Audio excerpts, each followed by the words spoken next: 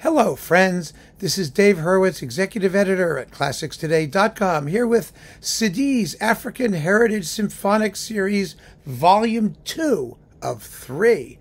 This features the Chicago Sinfonietta under the leadership of Paul Freeman, and expert leadership it is, in a really splendid program that goes beyond the usual culprits, the Coleridge Taylor and William Grant Still crew, and gets into the next generation, the more modernist group of African composers or African heritage composers.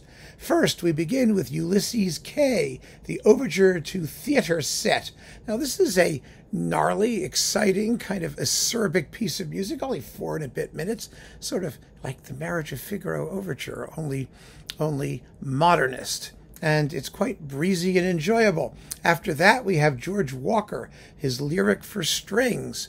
This is a very, very pretty work, 5 minutes, attractive, nice, enjoyable. I mean, nice is such a terrible word, isn't it? I had an English teacher who said never call anything nice because it's just so bland. And this is not bland. It's really an attractive string orchestra piece. Probably one of Walker's most well-known works, actually. His larger works I have not cottoned to, as I've mentioned before, but this is really a good piece. Then we've got a very interesting composer. I think he's from Panama, if I'm not mistaken, somewhere in Central America, Roque Cordero. Now, Roque Cordero is a modernist. His music is kind of like Latin Honegger in his gritty mode. Does that make any sense? Anyway, the piece in question is 8 miniatures for small orchestra. It has been recorded before.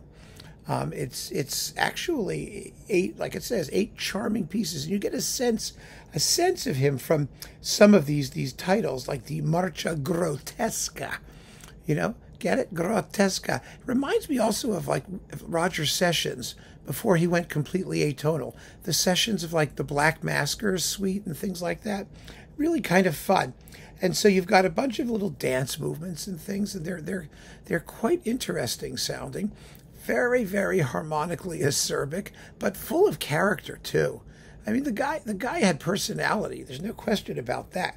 And then we've got 2 fabulous works by Adolphus Hailstork, an American port of call, which I've already discussed in the previous Hailstork CD on Naxos, which is really quite wonderful, and it's quite wonderful here too.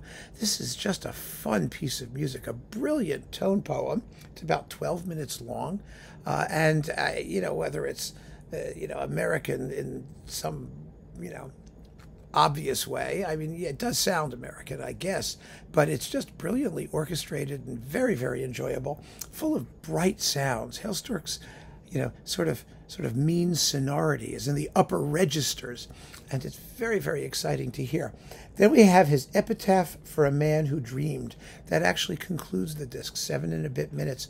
This is a memorial to Martin Luther King, and it's one of the best. I have no hesitation in saying that. It is so sensitive and beautifully done. Absolutely beautifully done. We know what it reminds me of. It reminds me of Martineau's Memorial to Lidice. The piece that Martineau wrote is a memorial to the town that was destroyed by the Nazis and just wiped off the face of the earth.